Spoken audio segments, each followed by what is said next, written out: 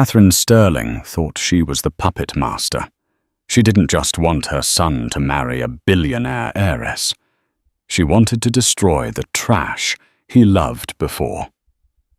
So she did the unthinkable. She invited his heartbroken ex-girlfriend, Maya, to the wedding of the century. She wanted Maya to watch, to cry, to feel small. But Catherine made a fatal miscalculation. Maya didn't arrive to make a scene.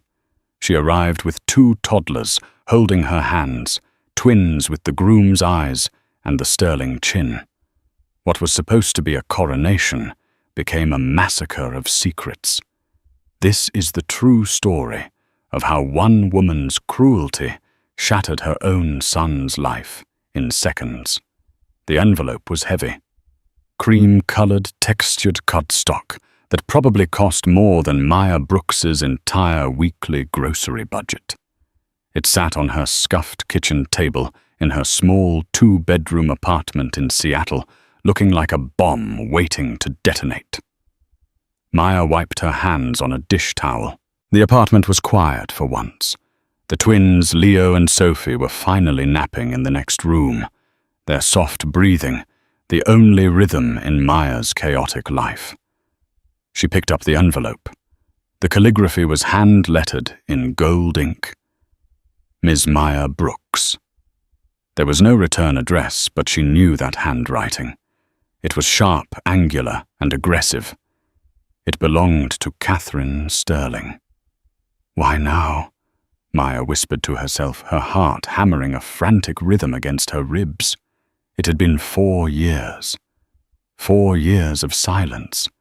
4 years since Harrison Sterling, the love of her life, had looked at her with cold, dead eyes and told her he never wanted to see her again. She slid her finger under the wax seal, a custom crest, of course, and tore it open. Inside lay an invitation to the wedding of Harrison James Sterling and Jessica Ann Vane. The date was 2 weeks away. The venue, the Biltmore Estate in Asheville. High society. Old money. The kind of world Maya had been expelled from with extreme prejudice. But it was the handwritten note tucked behind the RSVP card that made the blood drain from Maya's face. Dear Maya, I thought you should come.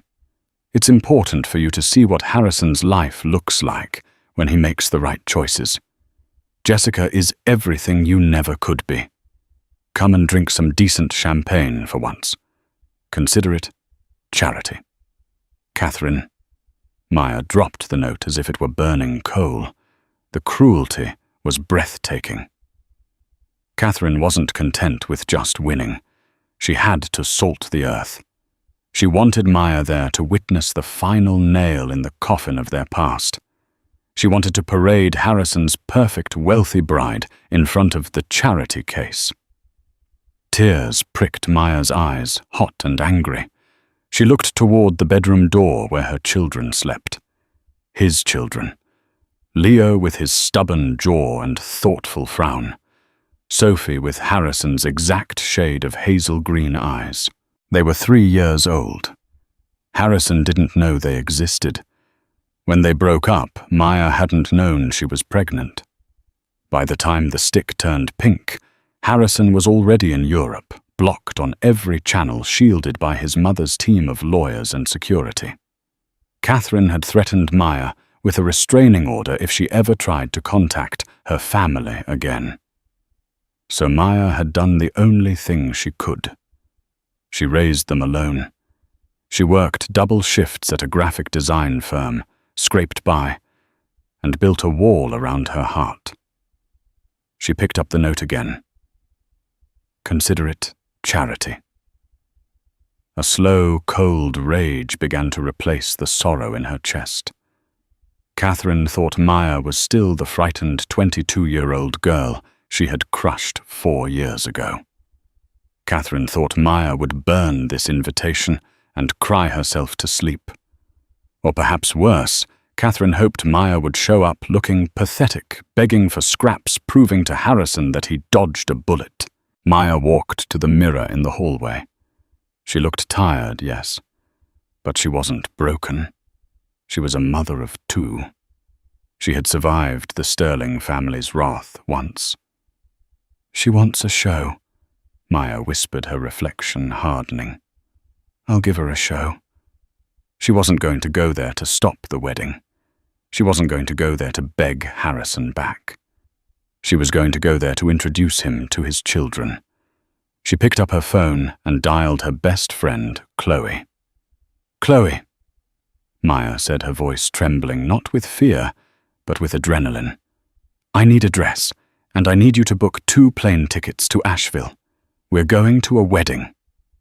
To understand the magnitude of the disaster that was about to unfold, you have to understand who the Sterlings were. Harrison Sterling was the heir to Sterling pharmaceutical money. He was handsome in that effortless Ivy League way, sandy hair, tall, charming, but easily led. He wasn't a bad man, but he was a weak one.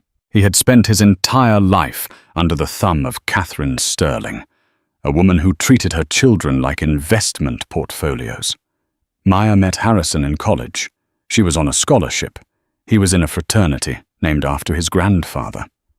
It was a cliché, but it was real. They fell in love hard. For 2 years, they lived in a bubble. Harrison seemed to come alive around Maya. He laughed louder. He cared less about appearances. He talked about moving to a cabin in Oregon and writing novels. Then came the dinner. It was the first time Maya met Catherine. It was at a French restaurant in Manhattan, where the menus didn't have prices. Catherine had spent the entire 2 hours asking Maya intrusive questions about her pedigree. "So your father is a mechanic?" Catherine had asked, slicing her steak with surgical precision. "How quaint. And you're studying art history. A hobby, I assume, not a career." "I plan to work in museum curation." Maya had defended herself, squeezing Harrison's hand under the table. Harrison had stayed silent. That was the first red flag. The breakup happened 6 months later. Harrison had been acting distant. Then one rainy Tuesday, he came to Maya's dorm. He wouldn't look her in the eye. "Mother thinks we're on different paths," he mumbled. "She says I need someone who understands the pressure of my future role." "I don't care about your mother." "Harrison," Maya had screamed. "I care about us. Do you love me?" "It's not that simple, Maya," he said, tears in his eyes. She showed me the report." "What report?" "The private investigator. The one that says you've been seeing other guys, that you're only with me for the tuition assistance." Maya felt the world tilt. "That's a lie. That's a psychotic lie, Harrison. She has photos, Maya. Photos of you with some guy at a motel." It was her cousin Sam, who had driven into town to fix her car when it broke down. They had met at the Motel 6 because that's where Sam was staying to save money. "That was my cousin "Stop it!" Harrison snapped, a flash of Catherine's coldness appearing in his face. "Just stop lying. Take the check and go." He threw an envelope on the bed. Inside was a cashier's check for $50,000. "I don't want your money," Maya spat, tearing the check into pieces and throwing it at him. "Get out." He left. And 2 weeks later, Maya threw up her breakfast. She tried to call him. The number was disconnected. She went to his apartment. The doorman, who used to wave at her, stopped her physically. "Ms. Sterling has given strict instructions. You are not allowed on the premises." She sent a letter. It came back unopened, stamped "Return to sender." Then a lawyer called, a terrifying man named Mr. Gressel. "Ms. Brooks," he said smoothly, "if you continue to harass the Sterling family, we will file charges for extortion. We know about your financial situation. We will bury you in legal fees until you are homeless. Do you understand?" She was 22. She was pregnant. She was terrified. So she ran.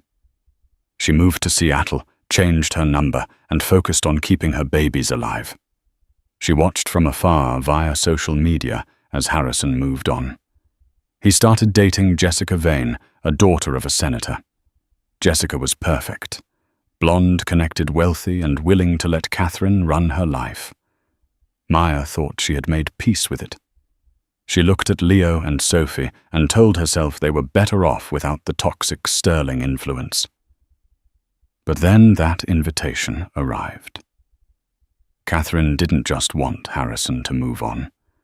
She wanted to rewrite history.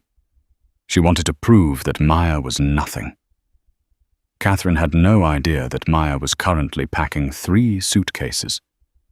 1 for herself, 2 for the toddlers who were the spitting image of the groom.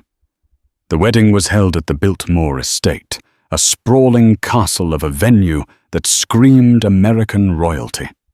The ceremony was scheduled for 4:00 p.m. in the sunken garden, followed by a reception in the grand ballroom. It was a humid, golden afternoon. Limousines lined up along the gravel driveway, depositing men in tuxedos and women in designer silk. The air smelled of expensive perfume and hydrangeas. Catherine Sterling stood at the entrance of the garden greeting guests. She wore a silver Chanel gown that looked like armor. She was beaming, playing the role of the benevolent matriarch perfectly. "So glad you could come, Senator," she purred. "Yes, Harrison is over the moon. Jessica is a dream." Inside the bridal suite, Harrison was staring at himself in the mirror. He looked pale. "You okay, man?" his best friend Julian asked. "Yeah," Harrison lied. He adjusted his bow tie. "Just nerves." He felt a hollow ache in his chest he hadn't been able to shake for 4 years. He loved Jessica, or he thought he did. She was easy. She fit. But she didn't make him feel anything. Not the way Maya had. Maya. Why had his mother invited her? Catherine had told him casually over breakfast. "Oh, I sent an invite to that Brooks girl. Just to be polite. Show no hard feelings." Harrison had almost choked. "Why would you do that?" "To show we've won, darling," Catherine had whispered, squeezing his arm. To show her she missed out on the best thing she never had. Harrison hoped she wouldn't come. He prayed she wouldn't come.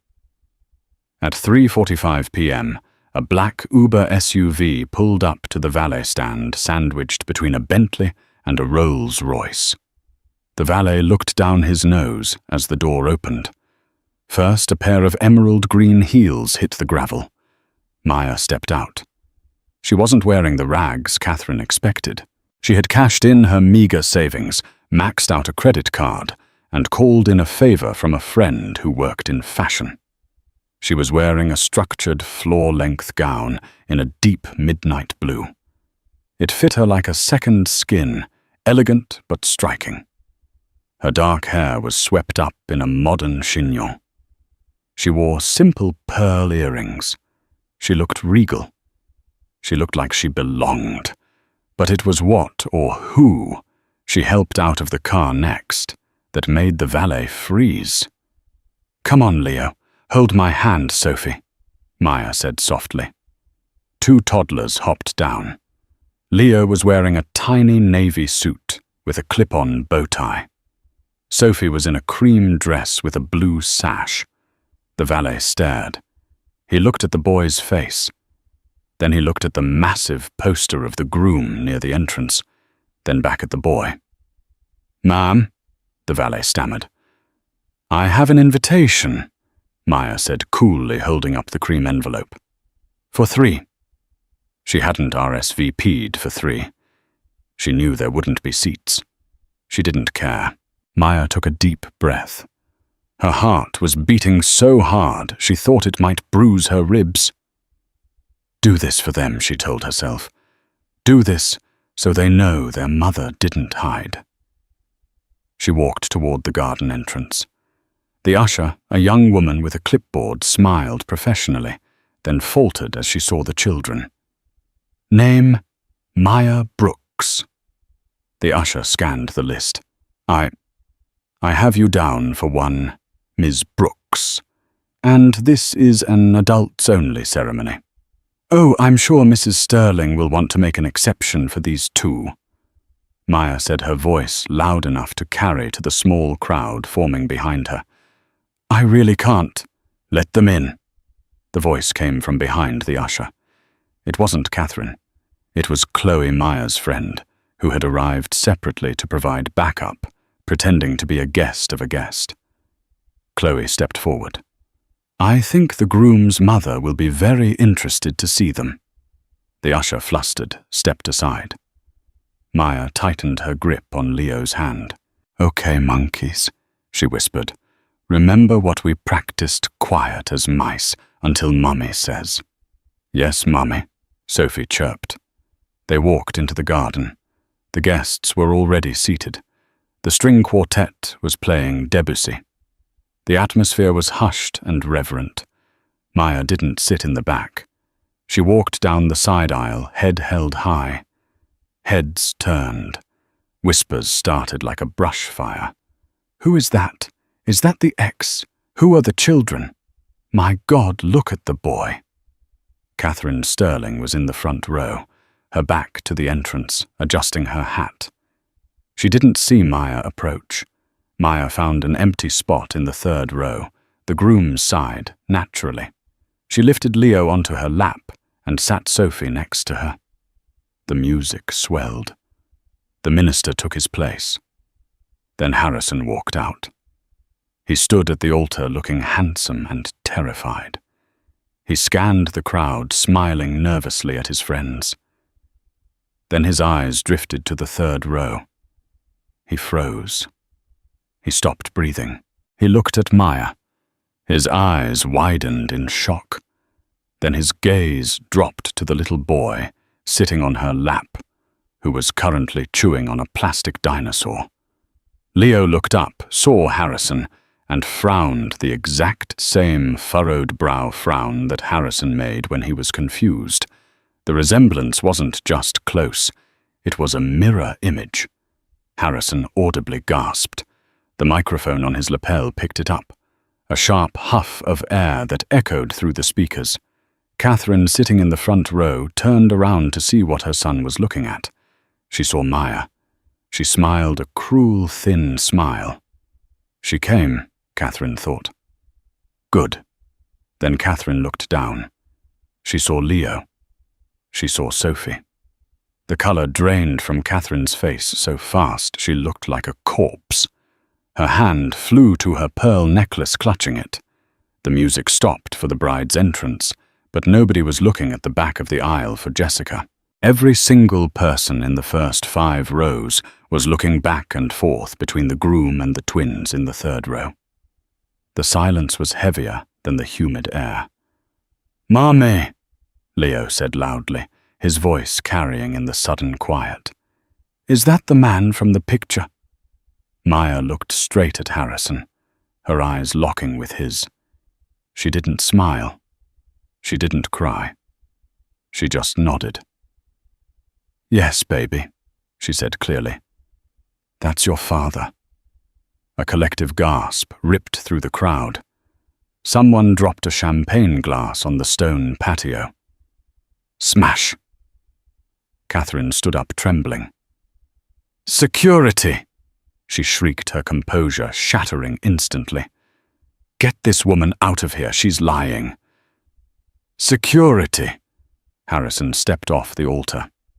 "Mother, stop." "She's a liar!" Catherine screamed, pointing a shaking finger at Maya.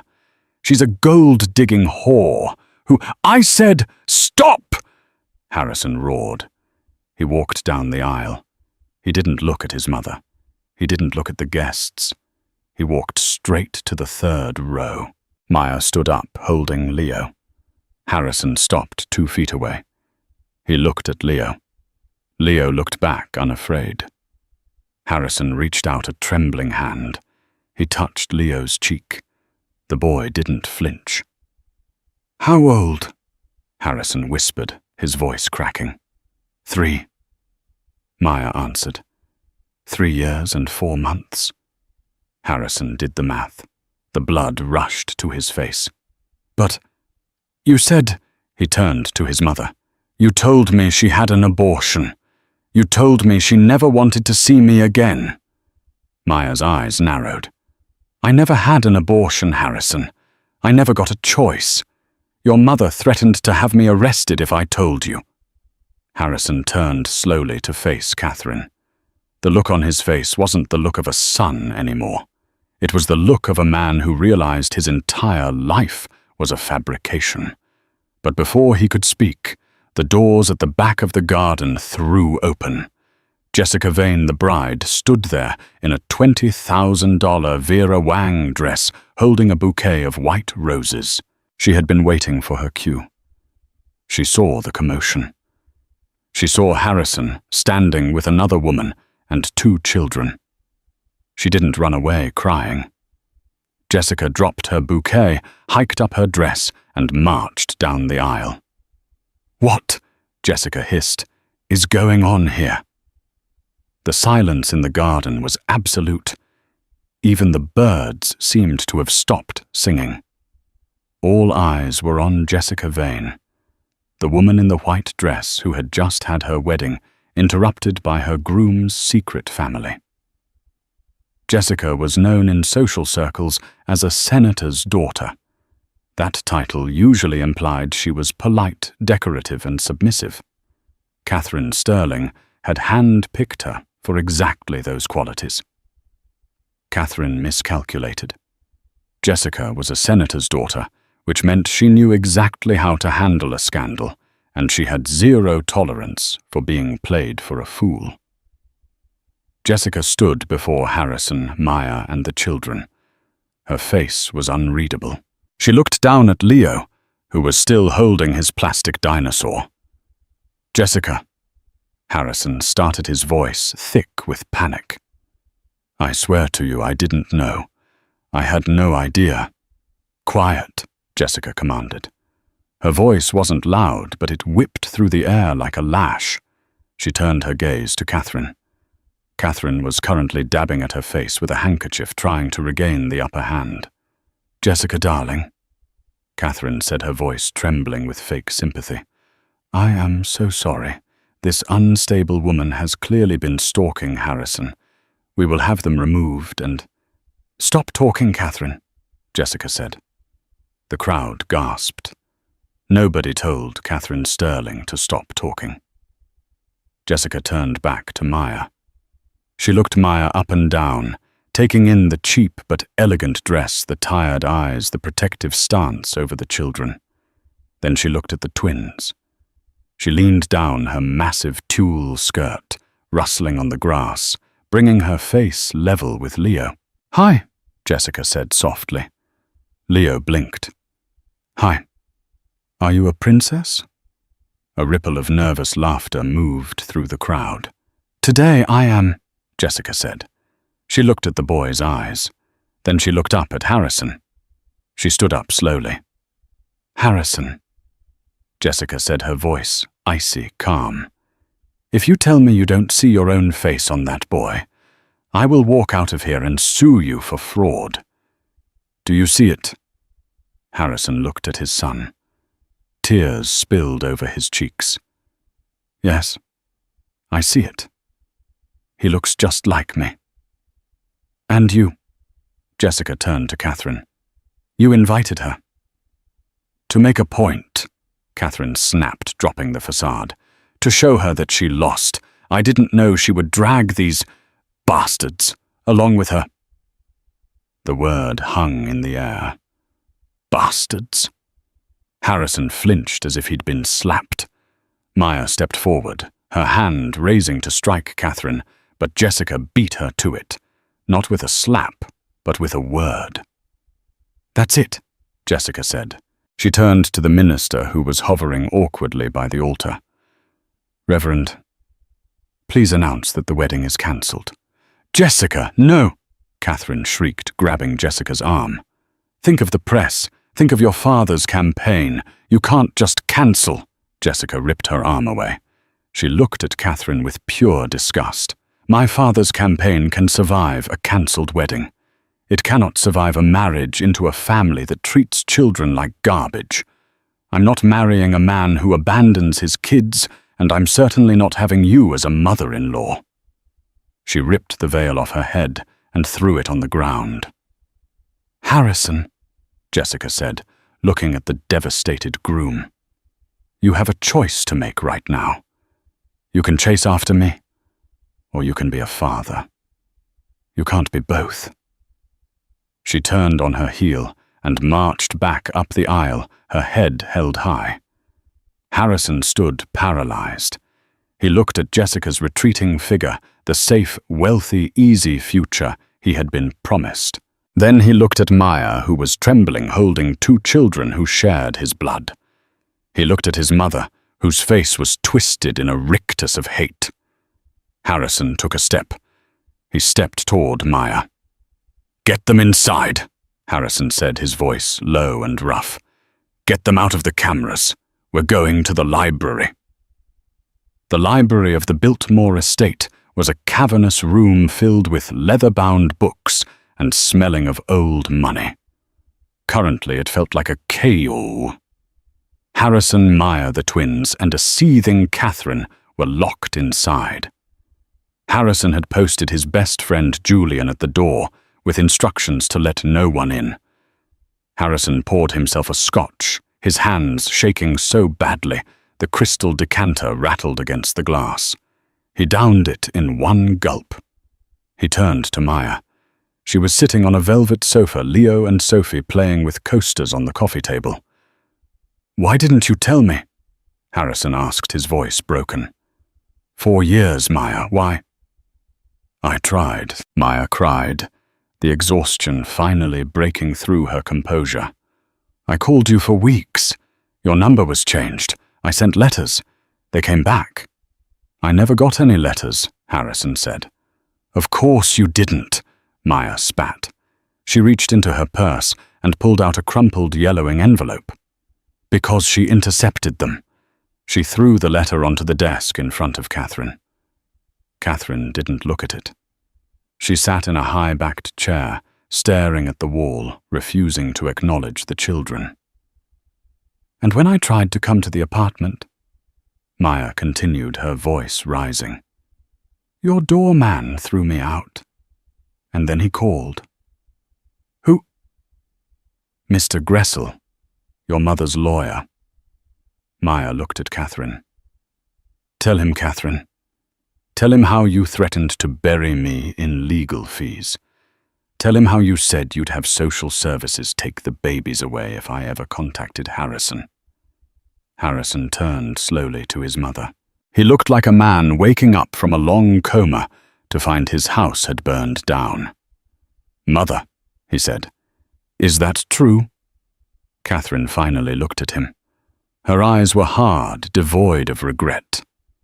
"I did what was necessary to protect this family," she said coldly. "She was a distraction. You were destined for greater things than a graphic designer with a sob story. I cleaned up your mess, Harrison. You should be thanking me." "Thanking you," Harrison whispered. "You stole my children from me. You let me believe I had no one. And look what you've done." Catherine stood up, her voice rising to a shriek. "You humiliated us. Jessica is gone. The Vane Alliance is dead. The stock prices will drop by morning. And for what? For her," she pointed a manicured finger at Maya. "A gold digger who trapped you." "I didn't trap him," Maya said, standing up to face the older woman. "I loved him, and I raised these children with zero help from your millions. I worked 2 jobs. I didn't come here for your money, Catherine. I came here because you sent me that invite. You wanted to rub my face in it. You wanted to hurt me." Maya smiled a dangerous, sharp smile. "But you forgot one thing about biology, Catherine. Genes don't lie. You wanted me to see Harrison's wedding. Well, Harrison just met his son. I'd say I'm the one who won today. I demand a paternity test, Catherine hissed. I won't let you claim a cent of the Sterling Trust without blood proof. Done, Harrison said immediately. We'll do it right now. The family doctor is at the reception.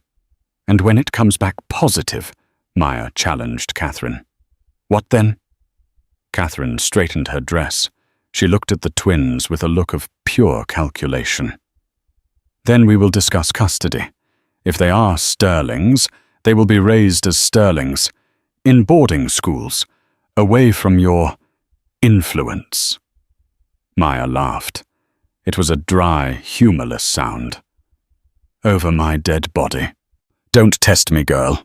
Catherine stepped forward. I have destroyed better people than you. No, Harrison said.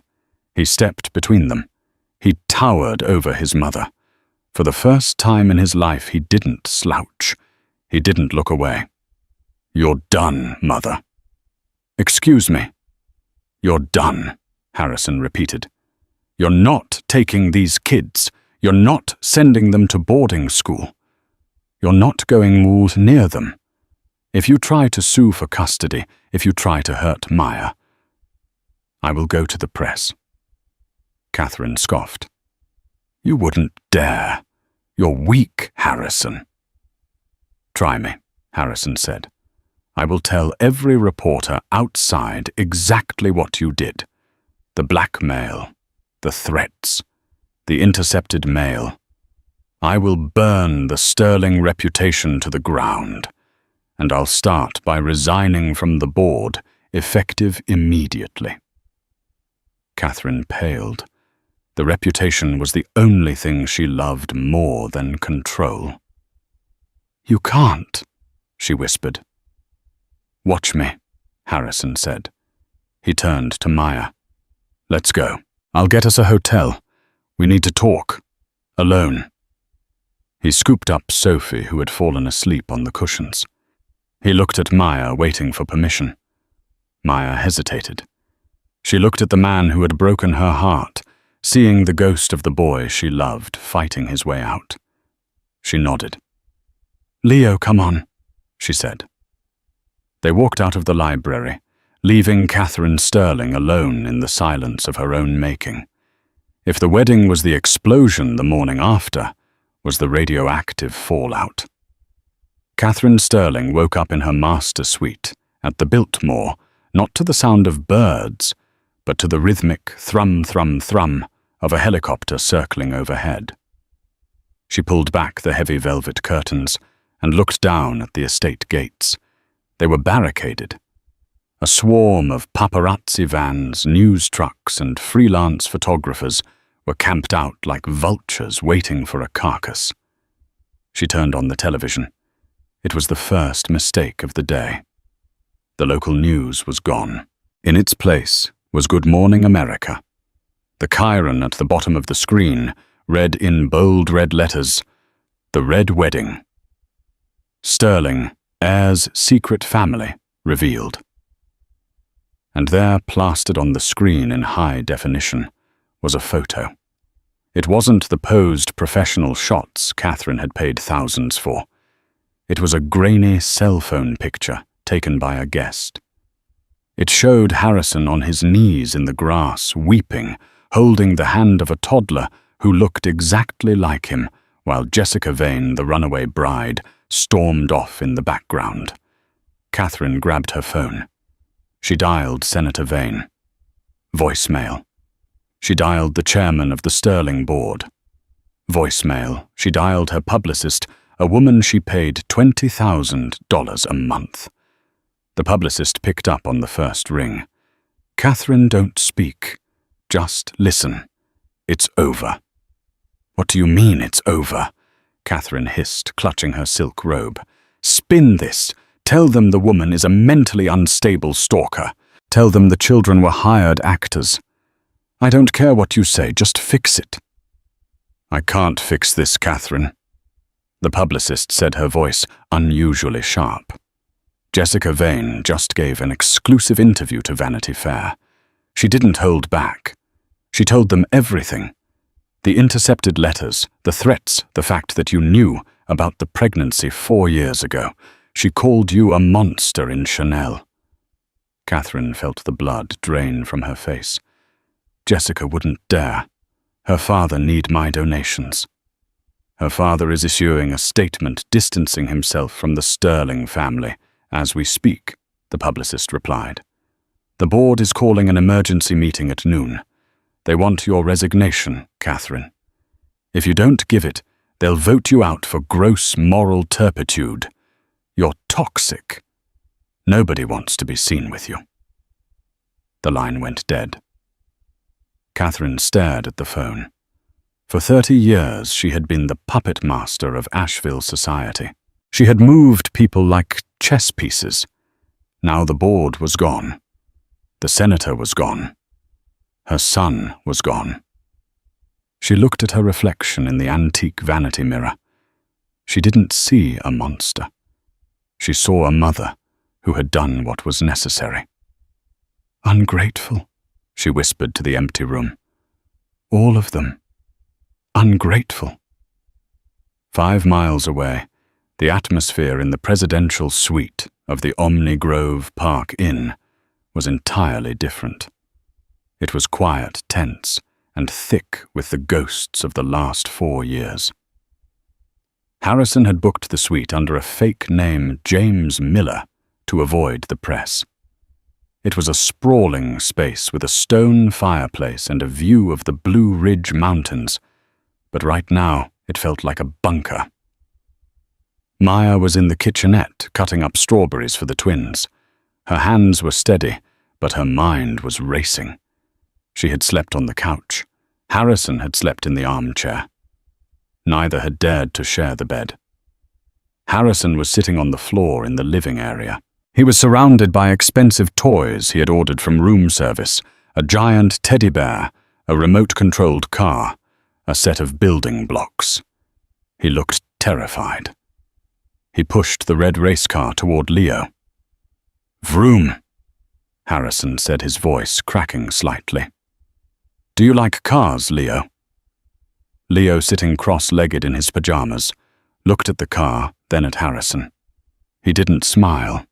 He had his mother's guarded expression. "Mummy says cars are for outside," Leo said seriously. "Oh, right. Of course," Harrison stammered. He pulled his hand back as if the car were hot. I didn't know." "It's okay, Leo," Maya said, walking in with the bowl of fruit. "You can play with it gently." She set the bowl down. Sophie immediately toddled over and hugged Maya's leg. The twins were a unit, a closed circle that Maya had built for survival. Harrison was currently an intruder in that circle. Harrison looked up at Maya, his eyes red-rimmed and heavy with exhaustion. "They hate me," he whispered when the kids turned their attention to the strawberries. "They don't hate you, Harrison," Maya said, sitting on the edge of the coffee table. "They don't know you. You can't buy 4 years of trust with room service toys." Harrison put his head in his hands. "I feel like I'm drowning. Every time I look at them, I see how much I missed. I see the first steps I didn't see, the birthdays I didn't celebrate. And it's all my fault." "It is," Maya said. She didn't offer him a platitude. She offered him the truth. "You were weak. You let your mother control your reality. You didn't fight for me. I thought you betrayed me," Harrison pleaded, looking up. "The photos. The report. You should have trusted me." Maya's voice rose, the old anger flaring up.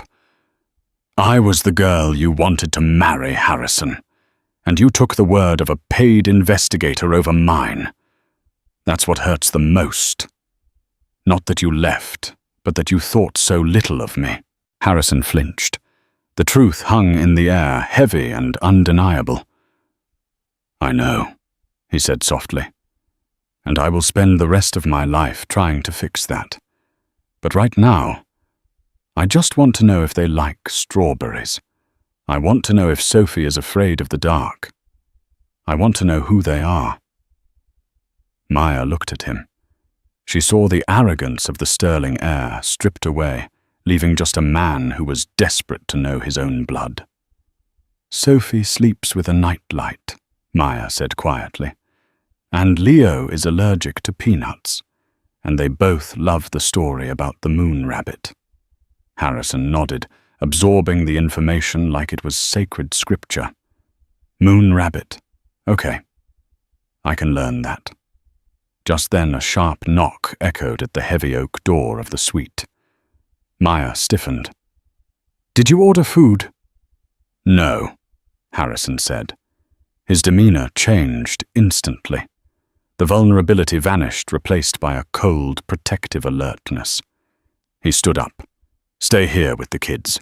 Harrison walked to the door and looked through the peephole. He sighed a sound of deep, rattling frustration and undid the latch. He opened the door. Standing in the hallway was Arthur Gressel, Catherine Sterling's personal attorney, a shark in a three-piece suit. He was holding a leather briefcase and looking at the hotel carpet with disdain. "Harrison." Gressel nodded. "May I come in?" "No," Harrison said, blocking the doorway with his body. "You can say whatever you have to say from the hall." "It's a sensitive matter, Harrison, regarding the illegitimate issue." Gressel's eyes flicked past Harrison, trying to spot Maya and the children. Harrison stepped forward, forcing Gressel to take a step back. "Call them that again, Arthur and I will throw you down the elevator shaft. What do you want?" Gressel sighed and opened his briefcase. He pulled out a thick document bound in blue paper. "Your mother is distressed. The media situation is untenable. She is willing to offer a settlement to Miss Brooks." Gressel held out the document. $5 million, the lawyer stated. "Tax-free, immediate wire transfer." Harrison didn't take the papers. "And what does Maya have to do for this money?" "Simple," Gressel said, adjusting his glasses. "She signs a full non-disclosure agreement. She recants her statement about the paternity. She publicly states that the children are not Sterling's. And naturally she agrees to move out of the state and cease all contact with you." From the back of the room, Maya gasped. She had walked up behind Harrison, listening. "She wants me to say they aren't his," Maya asked, her voice trembling with rage. "She wants to buy my children's identity." "It's a generous offer, Miss Brooks," Gressel said smoothly, looking over Harrison's shoulder. "Think of the life you could give them. Private schools, a house. All you have to do is disappear." Harrison took the document from Gressel's hand. He looked at it. He looked at the signature line where his mother had already signed with her sharp, aggressive autograph. For a moment, the old Harrison might have hesitated. The Harrison who was afraid of being cut off. The Harrison who liked the comfort of the Sterling name. But that Harrison had died yesterday in the garden. "Arthur," Harrison said calmly, "do you have a pen?" Gressel smiled, reaching into his pocket. "Of course. Smart decision, Harrison. It's best for everyone." Harrison took the expensive Mont Blanc pen. He didn't sign the document. Instead, he drew a massive, jagged X across the entire front page. The nib tore through the paper. "Harrison," Gressel snapped. "That is a legal document." "No," Harrison said. "That is a suicide note for my relationship with my mother." He crumpled the thick papers into a ball and shoved them into Gressel's chest. "You go back to the estate," Harrison said, his voice dropping to a low, dangerous register. "And you tell Catherine that if she ever sends you, or anyone else, to contact Maya or my children again, I won't just sue her. I will go on live television. I will sit down with Oprah or whoever asks first, and I will tell them about the offshore accounts. I will tell them about the bribes to the FDA in 2018. I will tell them everything I know about how the Sterling sausage is made. Gressel went pale. The offshore accounts were a secret that could send people to federal prison. You're bound by confidentiality, Gressel stammered. Try me, Harrison said. I'm not her son anymore. I'm a father protecting his family. Now get the hell out of my sight. He slammed the door in the lawyer's face. The sound reverberated through the suite like a gunshot. Harrison stood there for a moment, his forehead resting against the wood of the door, breathing heavily. His hands were shaking. He felt a hand on his back. He turned around. Maya was standing there. She wasn't looking at him with anger anymore. She was looking at him with something that looked like respect. The offshore accounts, she asked, a small smirk playing on her lips. Really, I might have bluffed a little on the FDA bribes. Harrison let out a shaky laugh, running a hand through his hair. But she doesn't know that. Maya looked at the crumpled paper on the floor, the $5 million he had just rejected without even asking her. Thank you, she said softly. You don't have to thank me for defending my kids, Maya. That's the bare minimum. It's more than you did 4 years ago, she said. She reached out and took his hand. It was the first time she had touched him, voluntarily, since college. Come on. Leo is trying to feed the remote control car a strawberry. We need you. Harrison looked at her hand in his. He squeezed it just once, anchoring himself. Okay, he said. Let's go save the car. As they walked back into the living room, Harrison's phone buzzed on the table. It was a notification from the business news. Breaking Catherine Sterling removed as CEO pending internal investigation. Harrison glanced at it, then turned his phone face down. He sat on the floor next to Leo. Okay, buddy, Harrison said, picking up the sticky red race car. Let me show you how to really drive this thing. Leo looked at him, then cracked a tiny, hesitant smile. Okay, Daddy. The word hung in the air, sweeter than any victory, more valuable than any trust fund. The matriarch had fallen, but in the quiet of a hotel room, a father was finally rising. Autumn in Seattle was nothing like the stifling, humid heat of the Biltmore estate. The air was crisp, smelling of rain and pine needles. At Green Lake Park, the ground was a patchwork of orange and red leaves. Maya sat on a wooden bench, wrapping her wool scarf tighter around her neck. Beside her, a half-empty cup of coffee sent a thin spiral of steam into the cold air. He's late, Chloe said, checking her phone. He's not late, Maya corrected, checking her own watch. It's 1:58. He has 2 minutes. You're defending him, Chloe teased, nudging Maya's shoulder. That's a slippery slope, Brooks. Maya didn't answer, but she couldn't suppress the small smile that tugged at the corner of her mouth. At exactly 2:00 p.m., a car pulled into the parking lot. It wasn't a sleek black limousine or a flashy sports car. It was a dark grey Volvo station wagon, safe, reliable, and covered in a thin layer of road dust. Harrison Sterling stepped out. He looked different. The man who had stood at the altar in a bespoke tuxedo, looking like a deer in headlights, was gone. In his place was a man wearing worn denim jeans, a flannel shirt, and hiking boots. He looked tired, the good kind of tired that comes from honest work, but his eyes were bright. He opened the back door. All right, team, deployment in 3, 2, 1. Leo and Sophie, now 4 years old and full of chaotic energy, scrambled out of the car. They were bundled in matching puffer jackets. "Mommy!" Sophie shrieked, sprinting across the grass. Maya knelt just in time to catch her daughter burying her face in Sophie's cold, rosy cheek. Leo followed close behind, holding a pine cone he had apparently found in the car seat. Harrison walked over his hands in his pockets. He stopped a respectful distance away. He didn't assume intimacy. He waited. "Hi, Maya," he said. His voice was warm, grounded. "Hi, Harrison," she replied, standing up. "Traffic on I-5 was a nightmare," he said, smiling apologetically. "But we listened to the Frozen soundtrack twice, so no complaints." "Twice?" Maya laughed.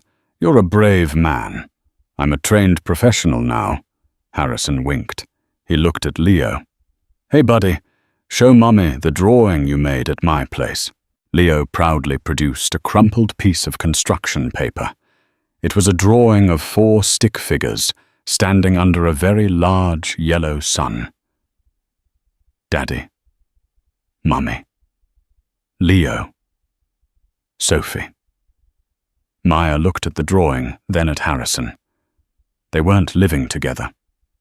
Not yet. Harrison had kept his word. He rented a modest 2-bedroom apartment in Queen Anne. He had started a boutique consultancy firm that helped small businesses scale far away from the predatory world of sterling pharmaceuticals. He worked long hours, he paid his own rent, and he never missed a child support payment. But more importantly, he showed up.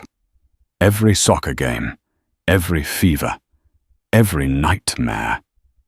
"It's good," Maya told Leo, smoothing his hair. "I love it." "Are you coming for pizza?" Leo asked, looking between his parents. "Daddy said we can get pepperoni."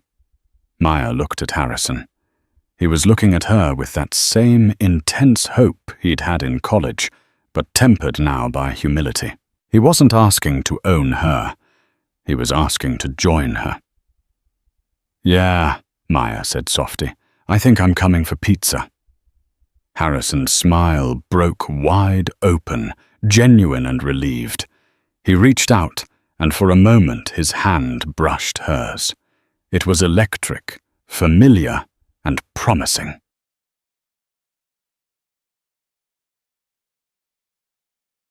3,000 miles away, the scene was very different. The Biltmore estate was quiet. Not peaceful quiet. The kind of silence that rings in your ears. Catherine Sterling sat in the solarium. The tea on the table in front of her had gone cold. The staff had been reduced to a skeleton crew. The board had slashed her allowance significantly after ousting her from the chairwoman position. She was still rich, of course. She would always be rich. But the phone didn't ring.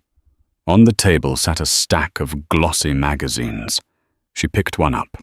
It was an old issue of Town and Country, featuring the wedding announcement. "The wedding of the century," the headline proclaimed.